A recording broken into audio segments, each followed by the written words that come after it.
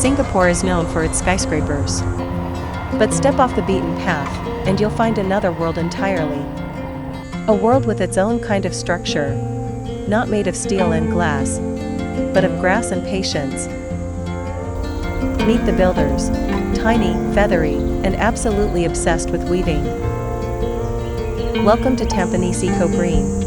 It's May, and that means one thing for these birds: nesting season for the Baya Weavers. But why May? It's the summer monsoon, bringing more insects, lush green grass, and an all-you-can-eat buffet for hungry chicks. The perfect time to start a family. Baya Weavers don't like building alone, they nest in colonies. That means many nests, often on the same tree, each with its own little story. We kept coming back to this tree, 3 builders, 3 different stories.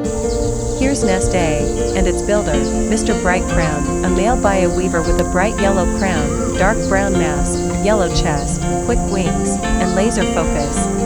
By the time we arrived, he'd already woven a few blades of grass, the very beginnings of a nest. How does he do it? No tools, just his beak, his feet, and determination. One male can make hundreds of trips a day, gathering grass blades one by one. Fresh grass is perfect, soft, bendy, and easy to weave. Twigs would snap. Dry grass breaks. But green grass? It acts like thread and holds like rope. And as it dries, it tightens, pulling the nest together, making it stronger. He pulled and twisted the grass tightly around the branch, making sure the top would hold the whole nest's weight. That part has to support everything: the dome, the tunnel, and if all goes well, a family. Beside him was Nest B, further along, dome-shaped, halfway through. But its builder, Mr. Dome Builder, was nowhere in sight. Maybe he gave up. Or maybe he moved on. It happens. Every now and then, Mr. Bright Crown paused, catching his breath, glancing around. Up on a higher branch, there was Nest C. A male weaver tugged at strands like a fussy artist, adjusting every detail. Let's call him Mr. Perfectionist. It takes about 5 to 8 days for a nest to reach this helmet or dome stage. That's when the male starts to display his work to females. Finally, a visitor. A female Baya Weaver, brown and streaky, without the bright yellow of the male, flew in to check Nest C. She inspected every part, peeking inside, testing the threads, making sure the house was up to standard. Mr. Perfectionist held still. This was the moment he had worked for. If she didn't like it, she'd usually fly away, moving on to inspect another nest. But this time, she stayed. He had passed the test.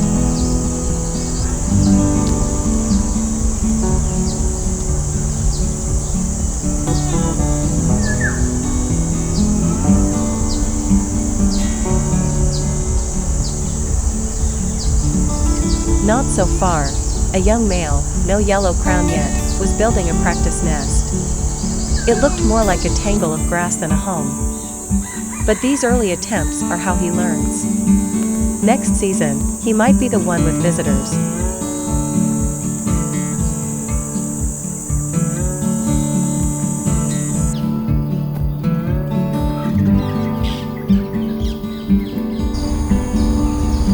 Two days later, Nest C was coming along nicely. Mr. Perfectionist was starting on the tunnel. This clever design helps keep predators out and chicks safe inside. The other nest, lower down? That afternoon Nest B was gone, probably dismantled by Mr. Dome Builder after it failed to attract a mate. Sometimes males tear down rejected nests to try again, other times, the nests are simply abandoned. And Mr. Bright Crown? Still building. Of course, Tampines Eco Green isn't just weavers. In the bushes, a pair of Lesser Coucals moved quietly. Usually solitary and elusive, lesser coucals prefer to hunt and live alone, but during the breeding season, which is also around this time, you might catch a pair together like this, foraging or even courting.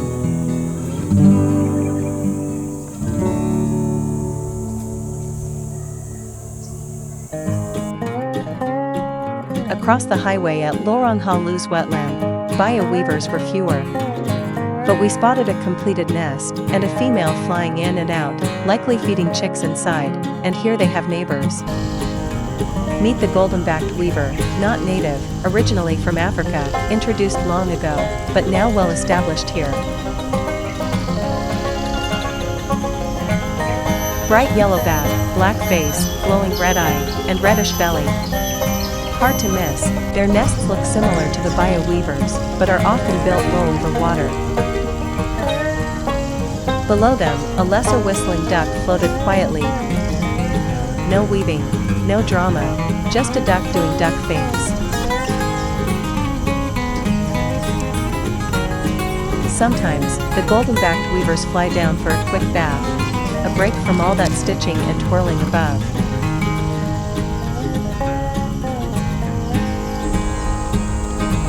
A week later, back at Tampines Eco Green.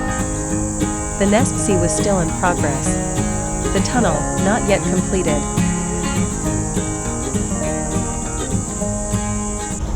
Mr. Brightcrown was nowhere to be seen. Maybe he gave up.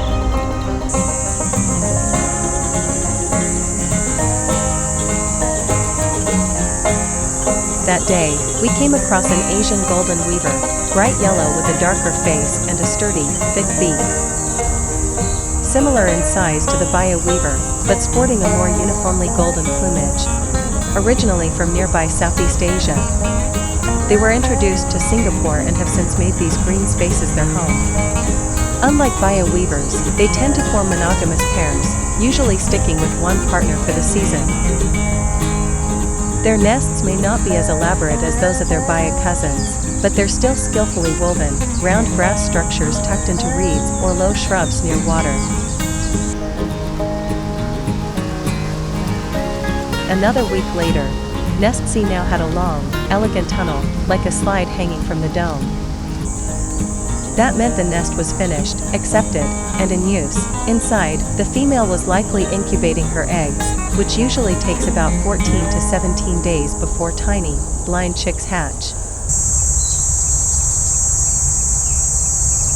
Once they hatch, the female stays busy all day, bringing soft-bodied insects like caterpillars and grasshoppers to help the chicks grow quickly.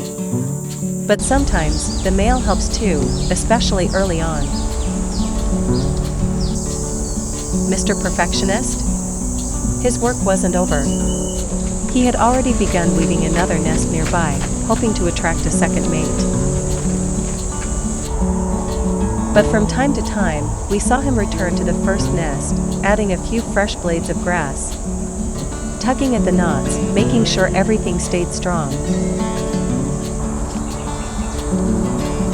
By mid-June, the chicks had already fledged, which means they'd hatched 2 or 3 weeks earlier. Now they followed their mothers everywhere, still learning the ropes, still begging loudly for food. Up close, they looked fluffier and a bit clumsier than the adults, their baby feathers making them appear extra round and soft. Young birds have a lot to figure out before they can fend for themselves. Life is tough when you're small.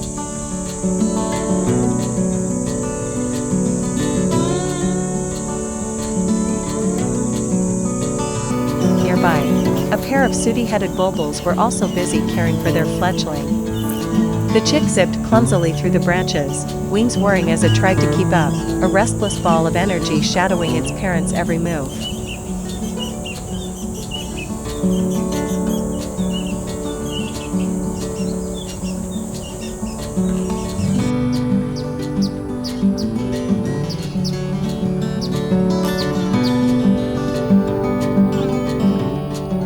By June's end, most of the nests were empty, their grass structures starting to fade and fall apart.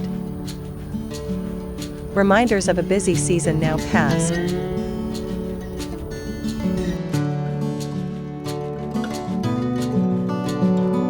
But next year, they'll return. And the cycle will begin again, one blade of grass at a time. What's your favorite part of this feathered world? Let us know in the comments, we'd love to hear it. If you enjoyed this journey, please like, subscribe, and share, so more people can discover these incredible tiny builders.